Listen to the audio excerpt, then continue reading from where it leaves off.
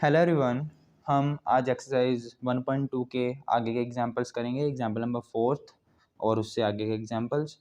तो इस वीडियो से हमारे पास एक नया टॉपिक स्टार्ट हो रहा है जिसका नाम है वन और मोर मिसिंग टर्म्स। हम प्रीवियस वीडियोस में क्या करते थे, हमारे पास एफ ऑफ एक्स की बहुत सारी वैल्यूज़ गिवन होती थी, ठीक है, एक सीरीज़ में, और आपको कहा जाता था कि उनमें जो आपके पास एक जो वैल्यू है वो गलत है, ठीक है। उन एफ ऑफ एक्स की वैल्यूज़ में से कोई ना कोई एक वैल्यू ऐसी है जो गलत है, मतलब कि जिसमें एरर है कुछ ना कुछ, तो उसको करेक्ट करना है। बट यहाँ हमें क्या कहा गया है, यहाँ हमें x की वैल्यूज़ भी गिवन है और y की वैल्यूज़ भी गिवन है, और हमें कहा गया कि जो आपकी जो y की वैल्यूज़ हैं, मतलब कि एफ ऑफ एक्स की वैल्यूज़ जो हैं, उनमें से एक वैल्यू गायब ही है, मतलब मिसिंग है, ठीक है। यहाँ कोई ये नहीं कहा गया कि एरर है या कोई ना कोई गलती है इन वैल्यूज़ में, आपकी एक वैल्यू पूरी की पूरी उठा के गायब ही कर दी, ठीक है। तो आपको उसी गायब वैल्यू को फाइंड आउट करना है जो आपकी वैल्यू मिसिंग है, ठीक है। तो देखते हैं कैसे करेंगे। आपके पास ये क्वेश्चन है, जैसे example number 4, find the missing term in the following table. ये आपके पास टेबल है, ठीक है, और इस टेबल में आपको मिसिंग टर्म फाइंड आउट करनी है। जब x की वैल्यू 0 है तो y की वैल्यू यहाँ क्या है, 1 है, y का मतलब एफ ऑफ एक्स। जब x की वैल्यू 1 है तो y की वैल्यू क्या है, 2 है। x की वैल्यू जब 2 है तो y की वैल्यू क्या है, 4 है। x की वैल्यू जब 3 है तो y की वैल्यू क्या है, 8 है। x की वैल्यू जब 4 है तो y की वैल्यू हमें फाइंड आउट करनी है। यहाँ हमें हमारे पास मिसिंग है ये वैल्यू। जब x की वैल्यू 4 है तब y की वैल्यू क्या है, ये हमें चीज़ फाइंड आउट करनी है। और जब x की वैल्यू 5 है तो तब हमें y की वैल्यू क्या गिवन है, 32 गिवन है।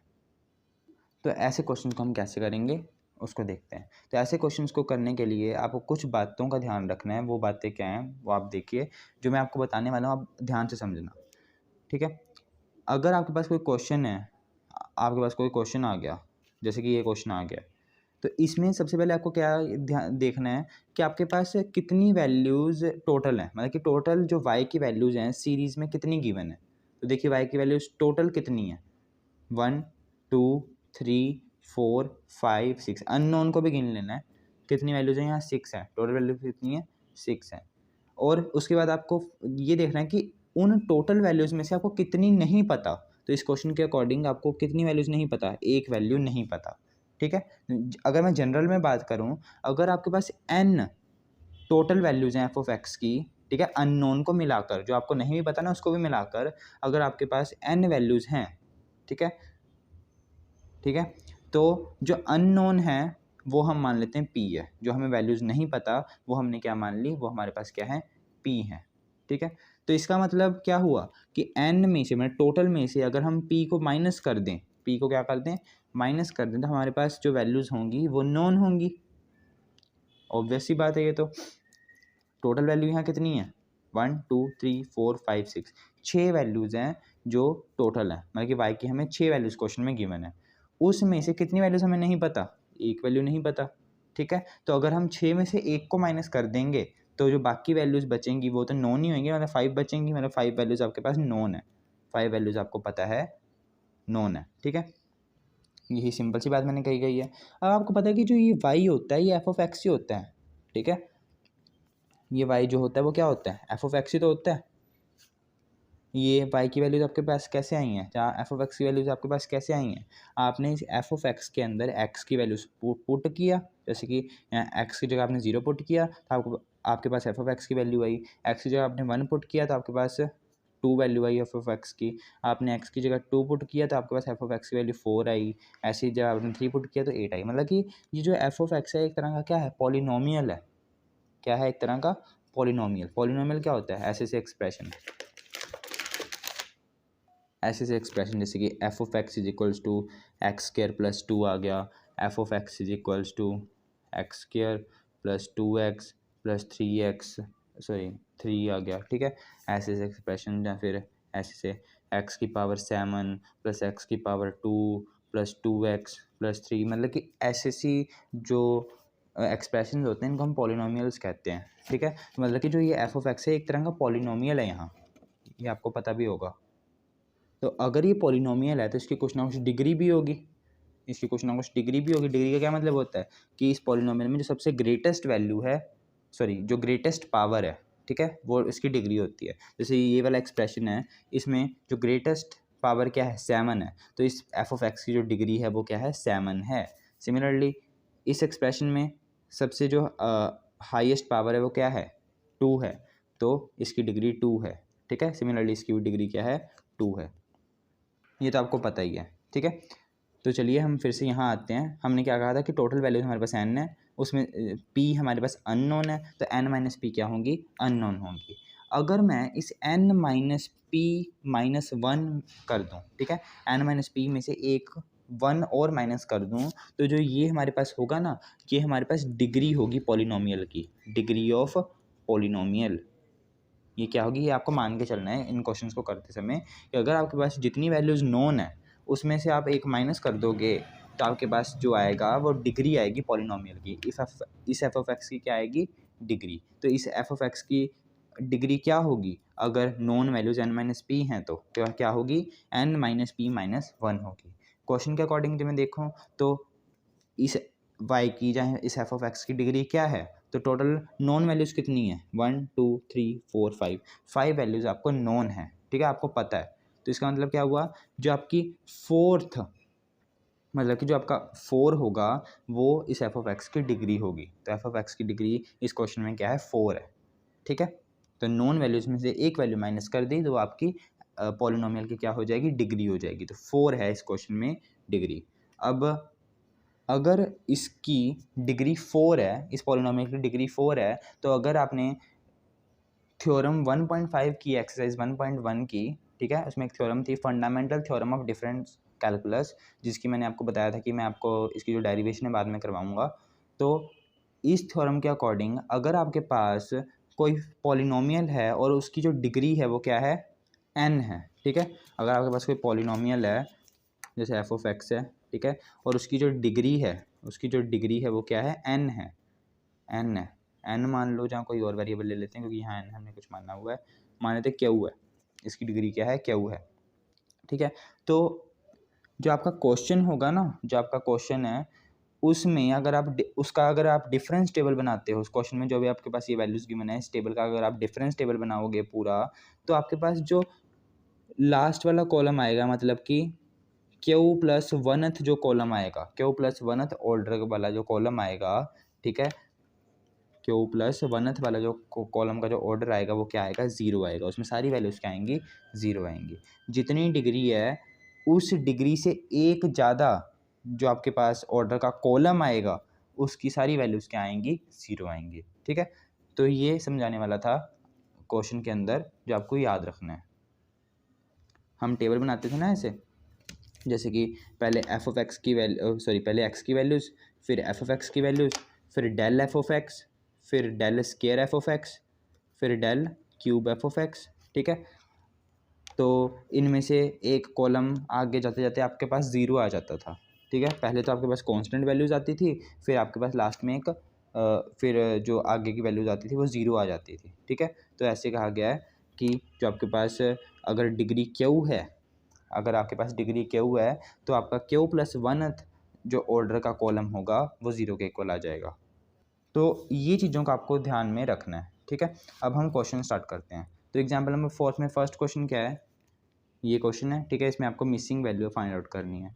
तो पहला स्टेप क्या है, आपको कितनी वैल्यूज़ नोन है। सबसे पहले तो आपको क्या पता करना है, नोन वैल्यूज़ कितनी है, कितनी वैल्यूज़ आपको पता है वाई की कितनी वैल्यूज़ पता है, 1 2 3 4 और 5 वैल्यूज़ आपको पता है नोन, ठीक है। तो इसका मतलब जो पॉलिनोमियल की डिग्री है, डिग्री ऑफ वाई या एफ ऑफ एक्स कह लो, एफ ऑफ एक्स वो क्या है, क्या होगी, नॉन में से एक को माइनस कर देंगे, ठीक है। अगर n माइनस पी नॉन है तो उसमें से एक माइनस कर दो तो वो डिग्री ऑफ पॉलिनोमियल हो जाएगी। तो इसका मतलब जो डिग्री ऑफ पॉलिनोमियल है वो क्या हो जाएगी, 5 माइनस 1 4। तो डिग्री जो है पॉलिनोमियल की वो 4 है, ठीक है। अगर डिग्री 4 है तो कौन से कॉलम के सारी वैल्यू 0 आएंगी, कौन से कॉलम की सारी वैल्यू 0 आएंगी, फिफ्थ कॉलम की, ठीक है। एक आपको फिर से बढ़ा देना है, ठीक है, एक बढ़ा के जो आएगा आंसर, उस ऑर्डर का जो कॉलम होगा, उस ऑर्डर के डिफरेंस का जो कॉलम होगा उसकी सारी वैल्यूज़ क्या आएंगी, 0 आएंगी। मतलब कि जो डेल 5 है, डेल 5 एफ ऑफ एक्स, जो एफ ऑफ एक्स की जो मैं वाई लिख लेता हूँ, डेल 5 जो वाई है, ठीक है, उसकी सारी वैल्यूज़ क्या आएंगी, 0 आएंगी, ठीक है। डेल 5 वाई की सारी वैल्यूज़ 0 आने का क्या मतलब है कि अगर आपके पास डेल 5 वाई नोट है, डेल 5y1 है, डेल 5y2 है, इन सभी की वैल्यूज़ क्या आएंगी, 0 आएंगी। ठीक है, ये del 5y0, del 5y1, del 5y2 का क्या मतलब है। अगर मैं आपको एग्जांपल दूं डिफरेंस टेबल का, जैसे कि अभी हमने बनाया था ना पिछली वीडियो में ये डिफरेंस टेबल, तो आपको पता है कि जो डेल एफ ऑफ एक्स में जो आपकी ये फर्स्ट वैल्यू होती है, इसको हम क्या नाम देते हैं, ये आपका क्या होता है, ये आपका एफ ऑफ एक्स की जो ये फर्स्ट वैल्यू है, ये डेल एफ ऑफ एक्स था ना, एफ ऑफ एक्स की जो आपकी ये फर्स्ट वैल्यू है, इसका क्या नाम होता है, वाई नॉट, ये होता है y1, ये होता है y2, ये होता है y3, और ऐसे y4, y5, y6। सिमिलरली जो अगले कॉलम की जो फर्स्ट वैल्यू वो क्या हो जाएगी, डेल वाई नॉट। ठीक है, अगले कॉलम की first value del square Y naught, अगले कॉलम की first value del cube Y naught, ऐसे अगले कॉलम की जो फर्स्ट वैल्यू है वो डेल 4y0 बन जाती है। सिमिलरली ये वैल्यू क्या होगी, डेल 2y1 हो जाएगी, ये डेल 3y1 हो जाएगी, ये डेल 4y1 हो जाएगी। ऐसे होता है ना। तो अगर यहाँ कोई फिफ्थ कॉलम भी होता, फिफ्थ ऑर्डर का अगर यहाँ कोई कॉलम भी होता, तो उसमें भी हमारे पास ये माइनस ये हम कर देते, तो जो हमारे पास यहाँ कोई वैल्यू आती, उस वैल्यू को हम क्या नाम देते, डेल 5y0। ठीक है, डेल 5y0। और हमें इस क्वेश्चन में क्या कहा गया है कि डेल 5y जो है वो 0 के इक्वल है, डेल 5y 0 के इक्वल है। इसका मतलब कि उस कॉलम में जितनी भी वैल्यूज़ आ रही हैं, del 5y0, del 5y1, del 5y2, वो भी सारी क्या होंगी, 0 के इक्वल होंगी। ठीक है, तो इसका मतलब हम पहली वैल्यू ले लेते हैं डेल 5y0, वो भी क्या होगी, 0 के इक्वल होगी। ठीक है, ये पूरा कॉलम तो 0 के इक्वल है, तो उसमें जो वैल्यूज़ होंगी y0, y1, y2 जो हैं वो भी सारी 0 ही होंगी, क्योंकि पूरा कॉलम ही 0 के इक्वल है। तो डेल 5y0 क्या है, 0 के इक्वल है। हमने फर्स्ट वैल्यू ले ली, डेल 5y0 0 के इक्वल है। आगे बस आपको सिंपल सॉल्व करना है और कुछ नहीं करना। डेल 5 है ना, डेल 5 है, डेल की वैल्यू क्या होती है, अगर आपने 1.1 के सारी वीडियोस देखे हैं तो उसमें आपने एक वीडियो देखी होगी फॉर्मूलाज वाली, जिसमें हमने रिलेशन बिटवीन डेल, उल्टा डेल और ई किया था। उसमें हमने डेल का एक फॉर्मूला निकाला था, वो फॉर्मूला क्या था, e-1। जो डेल होता है वो e-1 के इक्वल होता है। ठीक है, तो यहाँ मैं डेल की जगह क्या लिख दूंगा, e-1 की पावर 5। ठीक है, डेल की जगह e-1 लिख दिया, तो इसकी पावर 5 थी, तो इसकी पावर भी 5 होगी, और बाहर y0 एज इट इज़ और 0। अब यहाँ आपको सिंपली क्या करना है, बाइनोमियल थ्योरम खोलनी है। ठीक है, बाइनोमियल थ्योरम तो आपको खोलनी आती है ना, e-1 की पावर 5 है, तो यहाँ आप बाइनोमियल थ्योरम अप्लाई करो। अगर आप यहाँ बाइनोमियल थ्योरम अप्लाई करते हो तो आपके पास जो आंसर आएगा वो क्या आएगा, इसको मैं खोल रहा हूँ बाइनोमियल थ्योरम से, आपको पता है कि आप कैसे अप्लाई करते हो, आप छोटी क्लासेस में पढ़ते आ रहे हो। ठीक है, तो मैं यहाँ डायरेक्ट लिख रहा हूँ, तो इसका जो आंसर आएगा e⁻5 -5e4 plus 10e3 minus 10e2 plus 5e1 -1 आ जाएगा। और बाहर क्या लगा हुआ है, y0 लगा हुआ है, और इज इक्वल टू में 0। ठीक है, अब नेक्स्ट टाइम में e0 को जो ये y0 है इसको मैं अंदर मल्टीप्लाई कर देता हूँ। ठीक है, y0 को अंदर मल्टीप्लाई करूँगा तो क्या आएगा मेरे पास, मैं लिख देता हूँ e5 y0 इसके साथ भी लग जाएगा, -5e⁴ y0 plus 10e⁻3 y0 minus 10e⁻2 y0 plus 5e⁻1 y0 और minus y0 is equals to 0। ये आ गया। ठीक है, अब e है यहाँ और यहाँ y0 है। y0 का मतलब क्या होता है, f(0). y0 का मतलब क्या होता है, f(0). ठीक है, अगर f(0) के ऊपर मैं e को 5 बार ऑपरेट करवाता हूँ तो क्या आएगा। ठीक है, e आ गया ना, e के साथ यहाँ y0 है, तो इसका मतलब e को अब मैं ऑपरेट कराऊंगा इस y0 के ऊपर। e आपका शिफ्ट ऑपरेटर होता है, तो शिफ्ट ऑपरेटर को अगर मैं ऑपरेट कराता हूँ तो क्या आएगा, आपको पता है एक फॉर्मूला कि जो e की पावर n f(x) होता है, e की पावर n f(x) होता है, वो किसके इक्वल होता है, किसके इक्वल होता है, f(x) प्लस nh के इक्वल होता है। ठीक है, जो पावर है वो h के साथ मल्टीप्लाई हो जाती है, h के साथ मल्टीप्लाई हो जाती है, तो यहाँ पावर n है तो h के साथ मल्टीप्लाई होगी।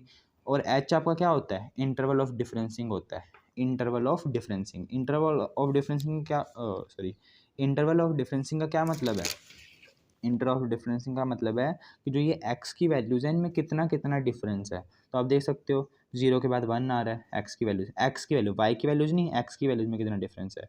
तो x की वैल्यूज़ मतलब आर्ग्यूमेंट की वैल्यूज़, तो इनमें कितना डिफरेंस है। तो 0 के बाद क्या आ रहा है 1, 1 के बाद 2, मतलब कि इनकी वैल्यूज़ में एक एक का डिफरेंस है, ठीक है, एक एक बढ़ रही है, मतलब कि h की वैल्यू यहाँ क्या है 1 है। तो यहाँ मैं h की वैल्यू अगर 1 पुट कर दूंगा, इसका मतलब e की power n F of x किसके इक्वल आ गया, एफ एक्स प्लस एन के इक्वल आ गया। तो इस क्वेश्चन में e की power n F of x किसके इक्वल है, x प्लस एन के इक्वल है। अब यहाँ क्या है वाई नोट है, वाई नोट का मतलब क्या होता है, वाई नोट का मतलब होता है एफ ऑफ ज़ीरो, ठीक है, वाई ज़ीरो का मतलब एफ ऑफ ज़ीरो होता है, ठीक है। तो एफ ऑफ ज़ीरो मतलब कि यहाँ एक्स की जगह आप किसने ले ली है, ज़ीरो ने ले ली है, ठीक है। तो अगर मैं इस वाई नोट के ऊपर 5 बार ई को ऑपरेट करवाता हूँ तो क्या आएगा, अगर मैं n टाइम्स ऑपरेट करवा रहा था एफ ऑफ एक्स के ऊपर तो क्या आ रहा था, f of x plus n, f of x plus n आ रहा है, ठीक है। अब यहाँ x का 0 है और n की जगह क्या हो गया 5 हो गया, तो इसका मतलब ये क्या आ जाएगा, एफ ऑफ ज़ीरो प्लस 5, ठीक है, x की जगह 0 है और n की जगह क्या है 5 है, तो 0 प्लस 5 आ जाएगा। 0 प्लस 5 क्या होता है 5 ही होता है, तो एफ ऑफ 5 आ गया, एफ ऑफ 5 आ गया। इसका मतलब कि अगर आप e की पावर 5 ऑपरेट करवाते हो y0 के ऊपर तो आपके पास क्या आ जाएगा, एफ ऑफ 5 आ जाएगा। और एफ ऑफ 5 क्या होता है, y5 भी तो होता है, ठीक है। तो मैं इस पूरे की जगह क्या लिख सकता हूँ, y5। सिमिलरली -5, अब यहाँ भी y0 है, ठीक है, y0 मतलब F of zero, F of zero के आपने ऊपर कितनी बार ई को ऑपरेट करवाया है, 4 टाइम्स। तो इसका मतलब अगर आप ई को 4 बार ई ऑपरेट कराओगे एफ ऑफ ज़ीरो के इक्वल, तो ये किसके इक्वल आ जाएगा, 0 प्लस 4 के इक्वल। बस इसमें आपको 4 को ऐड कर देना है, ठीक है। तो क्या आ जाएगा एफ ऑफ 4, और एफ ऑफ 4 क्या होता है, y4 ही तो होता है। इसका मतलब ये जो पूरी टर्म है ये क्या है, y4 बन गई, प्लस 10 ई की पावर 3 वाई नॉट, मतलब कि y0 के ऊपर आप 3 बार ई को ऑपरेट करवाओगे तो क्या आएगा, y3 हो जाएगा, ठीक है। -10 यहाँ क्या हो जाएगा, y2 हो जाएगा, प्लस 5 यहाँ y1 आ जाएगा, और minus Y naught as it is equals to 0। अब कुछ नहीं रह गया, अब आपको क्या करना है, y5 y4 y3 y2 y1 और y नॉट की वैल्यूज़ को पुट करना है। अब ये वैल्यूज़ आप कहाँ से निकालोगे, टेबल से। जब x की वैल्यू 0 है तो y की वैल्यू क्या है 1 है, मतलब कि y नॉट 1 है, ठीक है ना।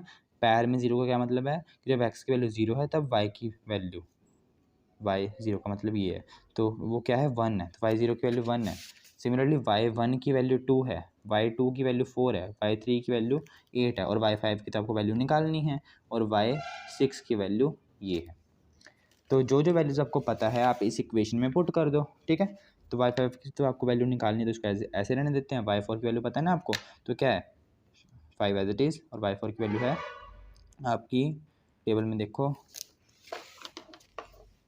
ये y0 1 2 3, ये तो 4 है, ये y3 है, और ये y4 की वैल्यू है, सॉरी ये y4 की वैल्यू और ये y5 की वैल्यू है, ठीक है। आपको y4 की वैल्यू निकालनी है, y5 की नहीं, तो y4 की वैल्यू निकालनी है। तो y5 की वैल्यू क्या है 32 है, टेबल से आप देखोगे y5 की वैल्यू क्या है 32 है, तो 32 पुट कर दो, तो 5 इंटू सॉरी y5 की जगह 32 पुट कर दिया, ठीक है। माइनस y4 की वैल्यू आपको निकालनी है, तो इसको एज इट इज़ रखेंगे, प्लस 10 y3 की वैल्यू क्या है देखो टेबल से 8 है, ठीक है।